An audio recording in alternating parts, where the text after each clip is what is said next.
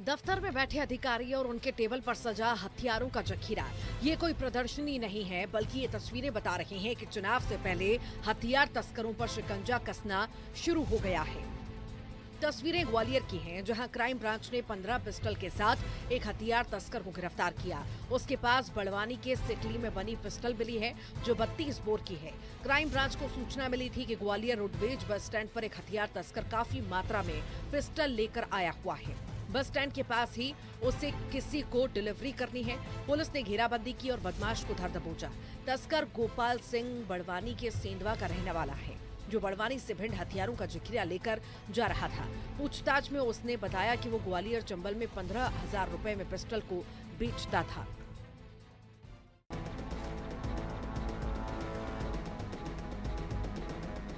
अवैध हथियारों को लेकर पुलिस लगातार जिले में कार्रवाई कर रही है। ग्वालियर के बाद शिवपुरी में भी अवैध हथियारों के साथ 4 तस्कर गिरफ्तार हुए।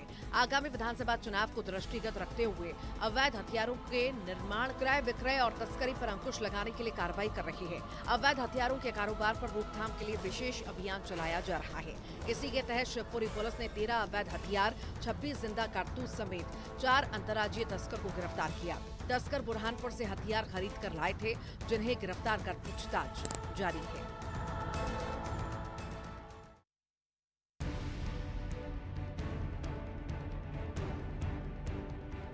हाथों में हथकड़ी, काले कपड़ों से ढका सिर, गर्दन झुकी हुई, आगे पीछे पुलिस की फौज और फिर इस फौज के साथ सड़क पर निकलता ये जुलूस की तस्वीरें नर्मदापुरम की हैं, जहां पुलिस ने फायरिंग करने वाले बदमाशों का जुलूस निकाला।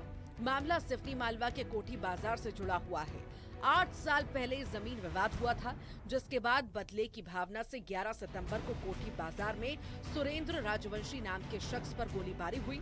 वारदात के बाद जब पुलिस पहुंची तो वहां लगे सीसीटीवी को अपने कब्जे में लेकर जांच शुरू की, जिसमें फायरिंग करने वाले शख्स की तस्वीर कैद हो गई। आरोपी एक कार से पहुंचता है और फिर सुरेंद्र राजवंशी पर फायरिंग करता है। सीसीटीवी फुटेज के आधार पर पुलिस ने आरोपियों को गिरफ्तार कर जुलूस निकाला, फिर कोर्ट में पेश किया। गोलीकांड में मुख्य आरोपी निक्की राजवंशी है, जो 8 साल पहले हुए हत्याकांड में मरने वाले सुशील राजवंशी का छोटा भाई है। आरोपी निक्की राजवंशी ने अपने भाई का बदला लेने के लिए सुरेंद्र राजवंशी चचेरे भाई की हत्या के इरादे से उस पर अपने दोस्त के साथ मिलकर 2 देसी कट्टे से हमला किया। गोलीकांड करने की निक्की ने पूरी योजना बनाई। 11 सितंबर को फरियादी सुरेंद्र राजवंशी कोर्ट पेशी करने नर्मदापुरम आया था। इस दौरान उसकी रेकी की जाती है और फिर मौका देखते ही फायरिंग। पुलिस जांच में जुटी है और हमला करने वाले आरोपियों को गिरफ्तार कर जुलूस निकालती है।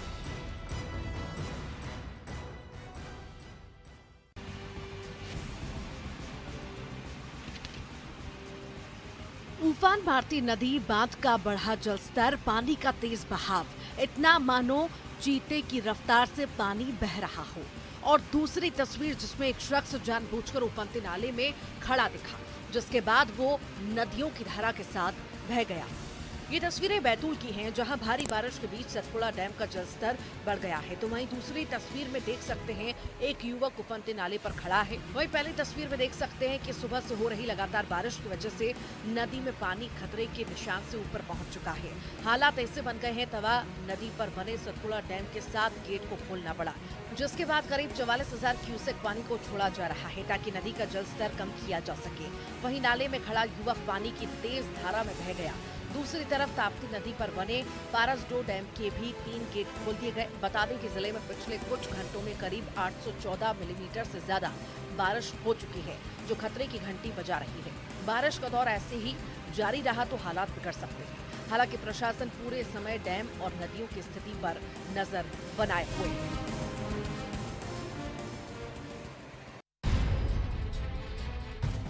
छत्तीसगढ़ में बदरा अभी और बरसेंगे, बारिश का दौर जारी रहने वाला है। मौसम विभाग ने एक बार फिर बारिश का अलर्ट जारी किया, जिसके मुताबिक अगले 24 घंटे के लिए प्रदेश के अलग अलग शहरों में ऑरेंज और येलो अलर्ट है। राजधानी समेत 6 जिलों में ऑरेंज अलर्ट जारी किया गया है, जिसमें रायपुर, रायगढ़, जांजगीर चांपा, बलौदाबाजार, गरियाबंद, धमतरी और महासमुंद शामिल हैं। तो वहीं सरगुजा समेत 12 अन्य जिलों में बारिश का येलो अलर्ट है। इन 12 जिलों में सरगुजा, जशपुर, बिलासपुर, मुंगेली, कोरबा, दुर्ग, बालोद, बेमितरा, कबीरधाम, राजनांदगांव, कांकेर, बीजापुर और नारायणपुर शामिल हैं। कुछ जगहों पर बिजली गिरने की आशंका है। बता दें कि पिछले 2 दिनों से राजधानी रायपुर में लगातार बारिश हो रही है। पूरा शहर पानी से तरबतर हो गया है। मौसम विभाग के मुताबिक आने वाले 24 घंटे में ऐसे ही हालात बने रहेंगे।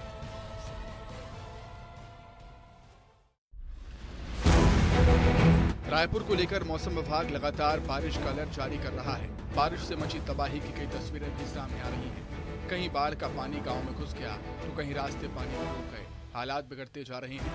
धनेली नाला सेजम बाहर में बाढ़ का पानी घुस गया, जिसकी वजह से दोनों गांव में करीब 70 से ज्यादा लोग फंस गए। एसडीआरएफ की टीम को मौके पर तैनात किया गया। टीम लगातार लोगों का रेस्क्यू कर रही है, जिसका वीडियो सामने आया है। तस्वीरों में देख सकते हैं गाँव में दूर दूर तक पानी ही पानी नजर आ रहा है। खेत सड़क सब पानी में समा गए। कहीं कार डूब गई तो कहीं मवेशी डूब गए। रेस्क्यू के लिए तैनात की गई एसडीआरएफ की टीम लगातार हालात पर नजरें बनाए हुए है। लोगों का रेस्क्यू लगातार जारी है।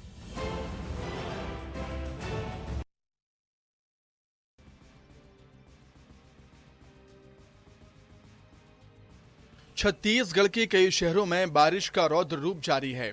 पिछले कई दिनों से लगातार हो रही बारिश की वजह से जनजीवन अस्त व्यस्त हो गया है। कहीं सड़क पर पानी है तो कहीं पूरा गांव डूब गया है। बिलासपुर में कुछ ऐसे ही हालात हैं। पिछले कुछ दिनों से हो रही बारिश की वजह से सड़क पर पानी भर गया। गांव में शहर की तरफ जाने वाले रास्ते पर पानी ही पानी नजर आ रहा है। सड़कें तरबतर हो गई हैं। मूसलाधार बारिश से नदी नाले उफान पर हैं, तो वहीं शहर के निचले इलाकों में पानी भर गया। हालात ऐसे बन गए हैं कि जलभराव की वजह से कई इलाके टापू में तब्दील हो गए। ये तस्वीरें बता रही हैं हालात बेकाबू हो गए हैं। ग्रामीण जान जोखिम में डालकर सड़क पार करने को मजबूर हैं। वहीं कुछ जगहों पर पानी नदी नाले के ऊपर से बह रहा है। शहर की तरफ जाने का रास्ता बंद हो गया है। लोग बीच रास्ते में फंस गए हैं।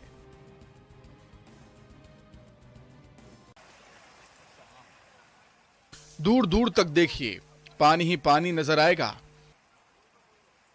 मंदिर, सड़कें, गांव, घर सब पानी से तरबतर। पूरा इलाका डूब गया। ये तस्वीरें सिवनी जिला मुख्यालय की और उसके आसपास के क्षेत्रों की, जहां जिले के कई इलाकों में बारिश का दौर लगातार जारी है। बारिश की वजह से आम जनजीवन प्रभावित हुआ है। कई इलाकों में जलभराव के हालात बन गए। बारिश की वजह से जिले की प्रमुख वैनगंगा नदी उफान पर। वैनगंगा नदी का जलस्तर बढ़ने से लखनवाड़ा घाट डूब गया। कई जगहों पर छोटे रपटे पुल भी बाढ़ में डूब गए। खेत में लगी फसल बर्बाद हो गई। लोग जहां तहां फंस गए हैं। हालात इतने खराब हो गए हैं कि लोगों के घरों में भी पानी घुस गया। मौसम और बारिश के हालात को देखते हुए जिला प्रशासन ने निचले इलाकों में बसे हुए लोगों से अलर्ट रहने की अपील की है।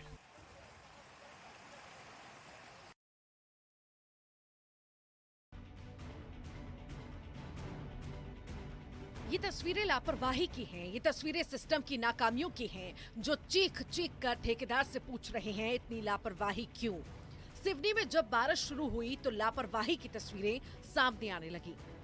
सड़क पर बहता पानी का सैलाब, दूसरी तरफ मुहाने पर खड़े स्कूली बच्चे।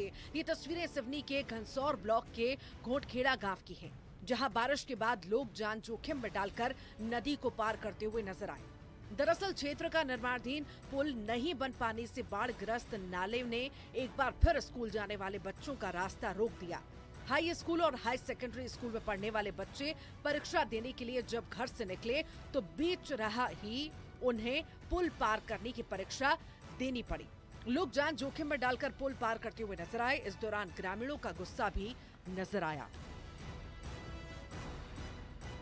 ठेकेदार का इतना लापरवाही है, नहीं तो पुल नहीं बना रहे, ना कुछ नहीं। बच्चे लोगों के आज पेपर भी है, परीक्षा है, और नहीं तो उस पार बैठ नहीं सकते, ना आज नहीं सकते।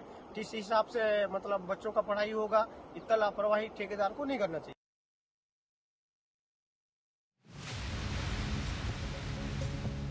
रफ्तार से दौड़ती ये ट्रेन और ट्रेन पर सवार एक युवक जो अपनी जिंदगी के साथ खिलवाड़ कर रहा है, मौत को दावत दे रहा है। ये वीडियो मुंबई का है, जहां एक युवक लोकल ट्रेन में स्टंटबाजी करते नजर आया। चलती ट्रेन में सीढ़ियों के नीचे उतरकर जिंदगी के साथ खेलते हुए नजर आया। अब स्टंटबाजी का वीडियो तेजी से वायरल हो रहा है। जहां एक युवक मुंबई के विरार से चर्च गेट की तरफ जा रही लोकल ट्रेन में स्टंटबाजी करते हुए देखा गया। वीडियो में देख सकते हैं युवक ट्रेन के कोच की सीढ़ियों पर खड़े होकर हवा से बातें कर रहा है और ट्रेन चीते की रफ्तार से आगे बढ़ रही है। ये स्टंटबाजी मौत को दावत दे रही है। एक छोटी सी गलती और जिंदगी का अंत हो सकता है।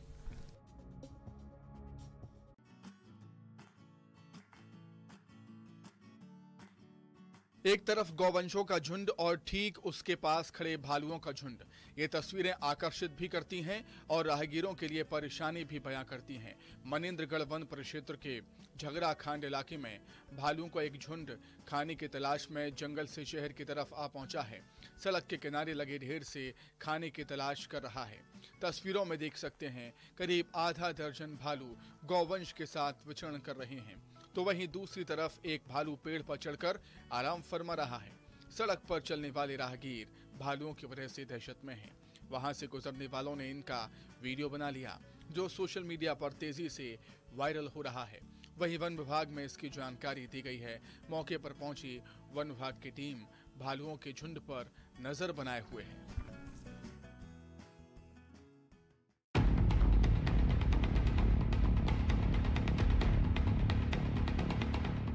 सरकारी आंकड़े कहते हैं देश में सबसे ज्यादा बाघों की संख्या एमपी में है।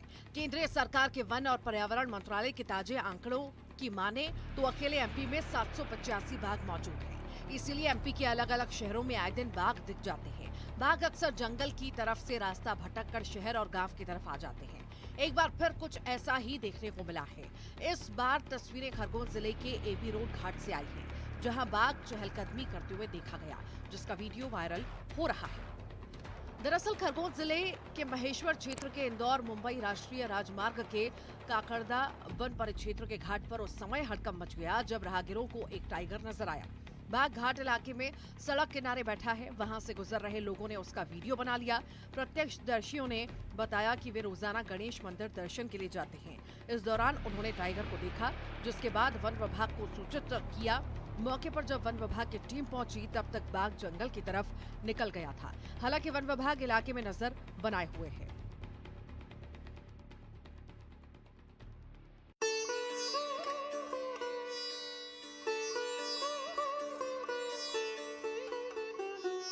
फूलों से सजी, दीपों से जगमगी उज्जैन के महाकालेश्वर मंदिर के पास में स्थित माता हरसिद्धि का मंदिर है, जो एक काम शक्ति पीठों में से एक है। ऐसी मान्यता है कि माता सती की दाएं हाथ की कोहनी यहीं गिरी थी और इसीलिए इसे 91 शक्ति पीठों में से एक कहा जाता है।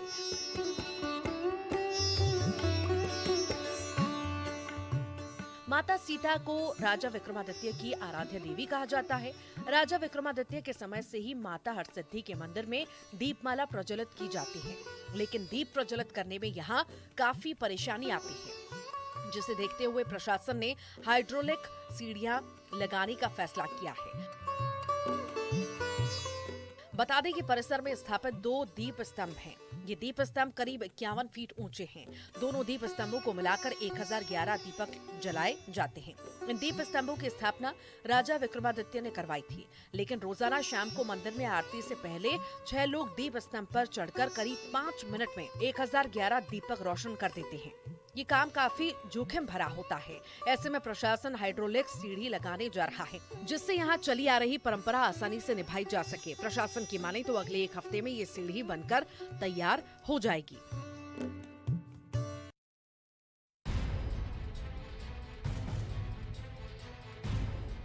मंडला जिले में स्थित राष्ट्रीय उद्यान कान्हा न केवल बाघ के लिए प्रसिद्ध है, बल्कि यहाँ जैव विविधता भी है, जिसके चलते यहाँ सैकड़ों प्रजाति के जीव जंतु पाए जाते हैं।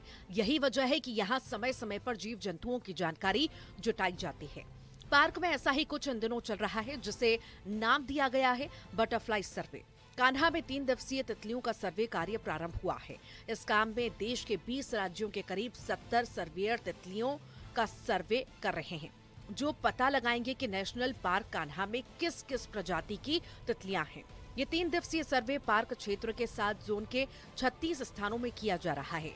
पार्क प्रबंधन का कहना है कि इस आयोजन का मकसद लोग जाने कि राष्ट्रीय उद्यान कान्हा में सिर्फ बाघ बारहसिंघा या चीतल हिरन ही नहीं, यहाँ की जैव विविधता इतनी उम्दा है कि यहाँ के घास फूस से लेकर तितलियां भी महत्वपूर्ण हैं। आपको बता दें कि यह सर्वे कार्य बीते साल से ही शुरू हो गया है। बीते साल यहाँ तितलियों की 102 प्रजातियां पाई गई थी, जिनमें करीब 6 प्रजातियां ऐसी थी जो बहुत ही रेयर पाई जाती हैं।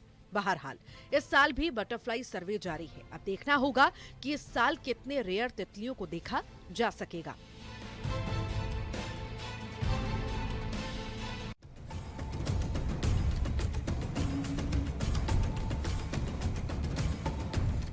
इंसान गलती करे तो कोर्ट कचहरी कानून उसे सजा देता है, लेकिन देवी देवताओं से अगर कोई चूक हो जाए तो इंसाफ कौन करेगा? क्या कोई ऐसी अदालत है जहां देवी देवताओं पर मुकदमा चलाया जा सके, उन्हें उनकी गलती की सजा दी जा सके? आप सोच रहे होंगे ये क्या बात हुई? देवी देवताओं पर मुकदमा चलाने का, उन्हें दंड देने का साहस भला कौन कर सकता है? बेशक कोई इंसान नहीं कर सकता, लेकिन भंगाराम माई कर सकती है। इनकी अदालत में हर देवी देवता को लगानी पड़ती है हाजिरी। इंसान बनते हैं फरियादी और कटघरे में खड़े होते हैं देवी देवता। इंसानों के कोर्ट की तरह देवताओं की इस अदालत की भी अपनी प्रक्रिया है। यहाँ पूजा अर्चना के बाद देवी देवताओं पर लगे आरोपों पर सुनवाई होती है। आरोपी पक्ष की ओर से दलील पेश करने सिरहा, पुजारी, गायता, माझी, पटेल सहित ग्राम के प्रमुख उपस्थित होते हैं और सुनवाई के बाद आरोप साबित होने पर फैसला सुनाया जाता है। बताया जा रहा है कि इस साल ये यात्रा और भी अहम है, क्योंकि कई पीढ़ी बाद इस बार देवता ने अपना चोला बदला है। मैं नशे में हूँ, मुझे माफ करो, मुझे नहीं पता मैं कौन हूँ। मैं वर्दी की मर्यादा को भी नहीं समझ पा रहा हूँ, क्योंकि मैं नशे में हूँ। ये तस्वीरें यही कहती हैं, जो सतना से आई हैं, जहां एक पुलिसकर्मी नशे में चूर होकर सरेरात सड़क पर पड़ा मिला। ये पुलिसकर्मी सिविल लाइन थाना क्षेत्र में तैनात है, जो नशे की हालत में पन्ना नाका स्थित शराब दुकान के सामने बेहोशी की हालत में था। तस्वीरों में देख सकते हैं, पुलिसकर्मी वर्दी में है और शराब के नशे में है। उसकी हालत ऐसी है कि वो खड़े भी नहीं हो सकता। अब इसका वीडियो तेजी से वायरल हो रहा है। वही वीडियो सामने आने के बाद सतना एसपी ने पुलिसकर्मी को सस्पेंड कर दिया है।